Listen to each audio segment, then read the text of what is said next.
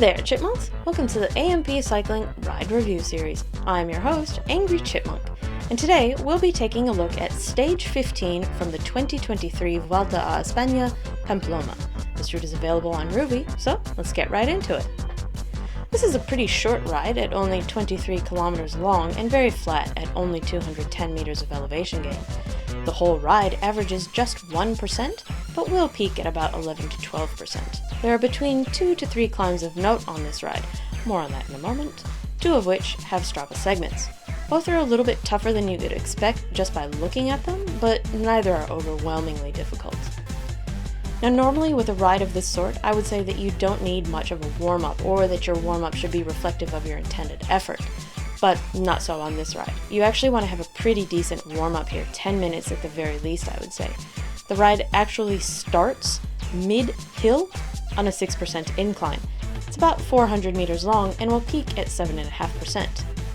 Why though? You head down a short hill, around a roundabout, and then back up the hill you just came from. The hill on the way back is only about 380 meters long and peaks at 5.8%. Why this is the first thing you encounter, no idea, but it's a very weird and awkward way to start the ride. So give this one a bit more of a warm-up than you think you actually need. You'll be very generously getting both of these climbs for free. After this, the terrain is a bit hilly on the way to the first Strava segment, where you'll be seeing gradients 4, 4.5, up to 6%. Nothing really noteworthy, and it's pretty easy going, and you can push along pretty hard here. The first climb is Ibero, and it comes at about the 8.5 kilometer mark. It's just over 1 kilometer long and has 37 meters of elevation gain. It averages just 3.2% with a peak gradient of 7.5%.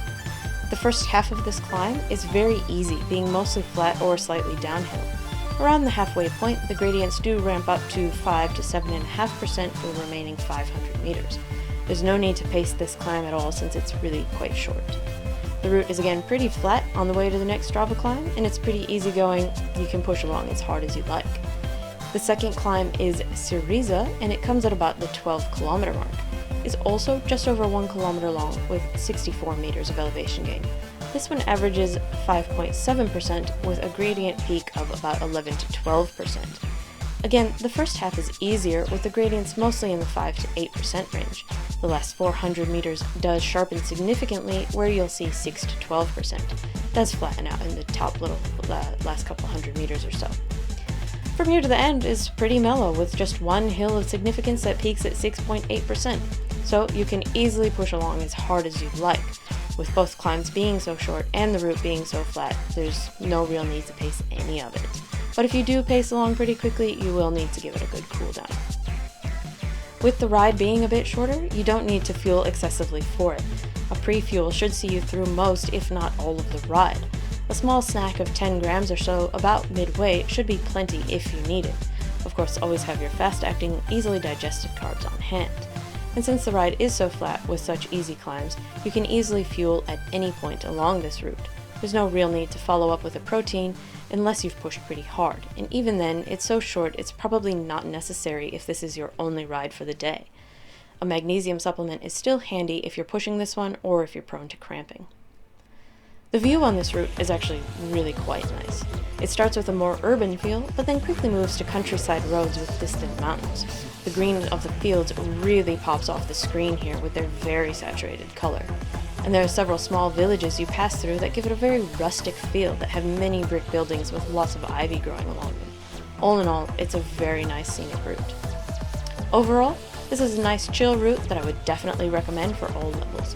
Climbs are not so hard as to be overwhelming, nor the distance so great as to be off-putting. I was pretty tired when I did this ride, and it still took me less than 50 minutes to complete. If you're feeling good, you should look to be budgeting 30 to 60 minutes for this one, so it can be a good option if you're short on time. For this route, I would give it a 4 out of 5. It's pretty nice without being too much. For the view, a 5 out of 5. I really enjoyed the distant mountains and extremely green fields. There's quite a bit of scenery to look at and very pleasant small villages. For the climb, 1 to 1.5 out of 5. Nothing really that difficult either way. And overall, 4 out of 5. Definitely put this one in your ride queue. That's it for this review, so thanks for watching, Chipmunks, and if you do complete this route, Please let me know what you think of it. I'll leave you to finish the ride, and I'll see you next week for another review. Until then, ride on, chipmunks, ride on.